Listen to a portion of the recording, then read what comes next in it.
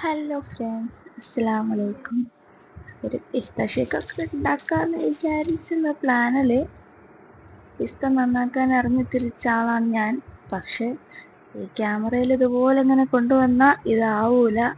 നമ്മൾ ഇരുന്ന് തൊലിച്ച് മെനക്കെട്ട് റെഡിയാക്കിയേ പറ്റുള്ളൂ. അപ്പോൾ ഇതൊക്കെ റെഡിയാക്കി ഒരര ഗ്ലാസ് പാല് ഞാൻ എടുത്തിട്ടുണ്ട്. അതിലേക്ക് ഈ പിസ്ത ഇട്ടിട്ട് ഒരു അരമണിക്കൂറോളം അത് കുതിരാൻ വെക്കുന്നുണ്ട് കേട്ടോ. കുതിരാനെന്നല്ലേ പറയാ ആയിരിക്കും. അപ്പോൾ ഇത് കുതിർന്ന് കഴിഞ്ഞ് അരമണിക്കൂർ കഴിഞ്ഞ് ജ്യൂസിൻ്റെ ജാർ എടുത്തിട്ടുണ്ട്. അതിലേക്ക് ഈ പിസ്തയും മിൽക്കും കൂടി ഒഴിച്ച് കൊടുത്തു. കുറച്ച് കട്ടപ്പാലും ഇട്ട് കൊടുത്തു. എന്നിട്ട് ആ മിക്സിയിലിട്ടിട്ട് ഗ്രിങ്ങനെ അടുപ്പിക്കുക കേട്ടോ. അങ്ങനെ അടിച്ചപ്പോഴാണ് ഓർത്തത് പഞ്ചസാര ഇട്ടില്ല, സീന്. അപ്പം അത് ഓഫാക്കി നൈസായിട്ട് പഞ്ചസാര ഇടാന്നുള്ള തീരുമാനത്തിൽ എത്തിയാണ്.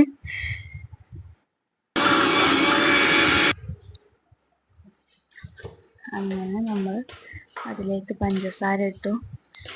പക്ഷേ ഈ പറയുന്ന രസമൊന്നും എനിക്ക് അപ്പം കണ്ടില്ല കേട്ടോ. കാരണം നോമ്പായത് കൊണ്ടായിരിക്കും പിസ്തൻ്റെ ഒരു മണമൊന്നും അങ്ങനെ കിട്ടിയില്ല. അപ്പം ഇനി പഞ്ചസാര ഇടാത്തവണാണോ എന്ന് വിചാരിച്ചു.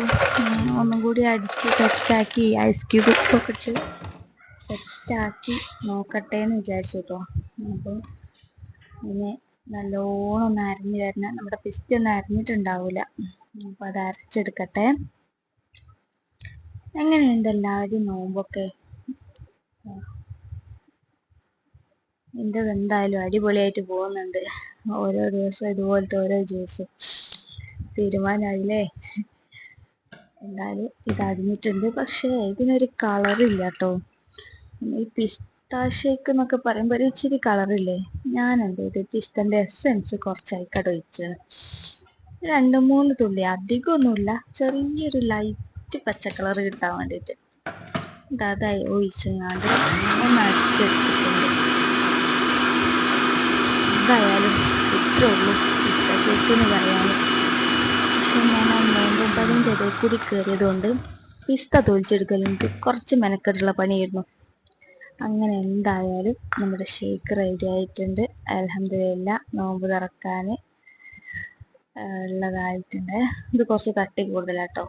ഇവിടെ നോമ്പ് തുറക്കാനാകുമ്പോഴേക്ക് ഇത്ര കട്ടി വേണ്ട. ഐസ് ക്യൂബ് ആയതുകൊണ്ട് അതലിയും.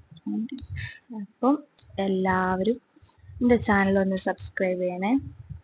സപ്പോർട്ട് ചെയ്ത് എല്ലാവരും കൂടെ കാണണേ. Thank you.